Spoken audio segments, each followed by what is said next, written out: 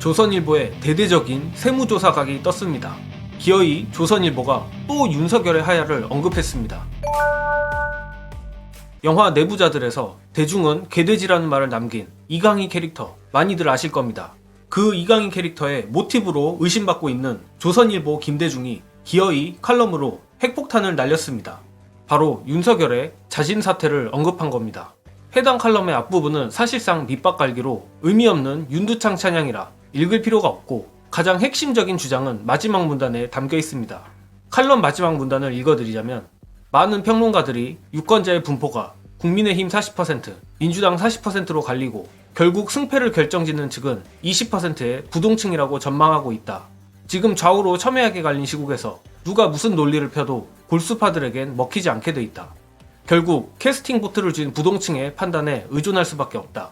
선거 결과 민주당이 제1당이 되면 전국의 주도권은 이재명 대표에게로 넘어갈 수밖에 없다. 윤 정권은 할 수 있는 것이 아무것도 없다. 그런 상황에서 윤 대통령은 더 이상 이름뿐인 대통령 자리에 앉아있을 수 없다.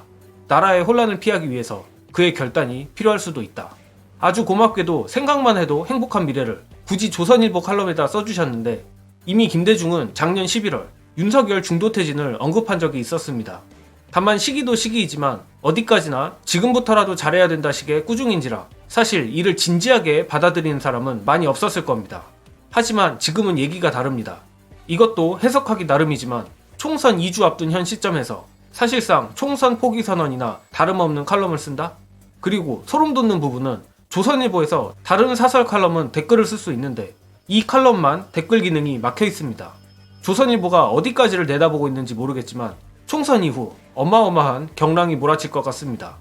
참고로 박근혜 탄핵도 우리 촛불 시민들이 이뤄낸 업적이란 점은 틀림없지만 냉정하게 말해 조선일보 송희영 주필과 청와대와의 다툼이 사실상 시작점이었던 것도 인정해야 합니다.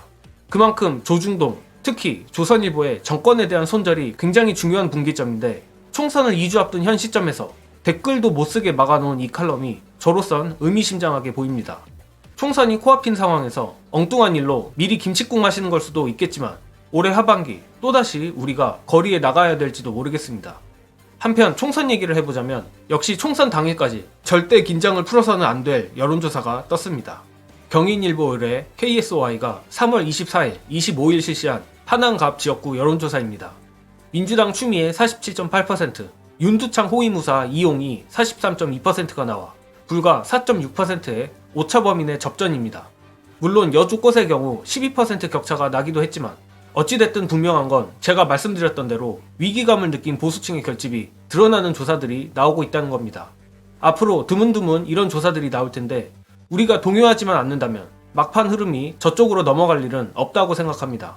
그리고 지지자들 뿐만 아니라 민주당도 이젠 전략적인 판세 구축에 들어갔습니다.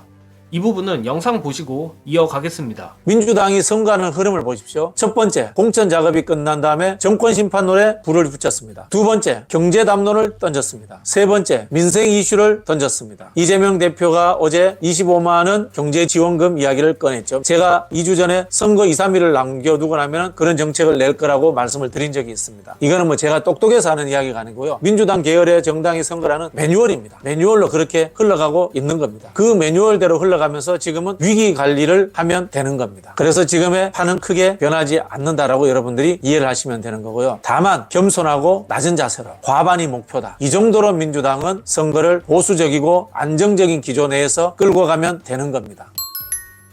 민주당이 민생 이슈를 던진다는 건 당 차원에서의 판세 굳히기도 있지만 현명한 지지자분들은 바로 알아채셨을 겁니다. 바로 우리가 주변에 어떻게 투표 독려를 해야 되는지에 대한 가이드라인 제시입니다. 현재 중도층, 무당층에게 가장 중요한 이슈는 먹고 사는 문제입니다. 또한 사람에 따라서는 윤석열 심판보다 더 심각한 문제이기도 합니다. 한 번도 본 적 없는, 또 볼 일도 없는 김건희, 윤두창보다 내 지갑이 더 크게 느껴지는 사람도 분명 존재하기 때문입니다.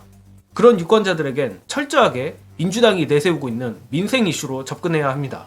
물론 정권 심판과 민생 이슈 둘 다 섞는다면 최고겠죠. 민주당이 이번 총선 정말 절박하고 최선을 다하고 있는 것이 느껴지는 만큼 우리 민주진보 시민들도 더욱 투표 독려를 하길 바라며 이번 영상은 여기까지 하겠습니다. 시청해주신 여러분 감사합니다.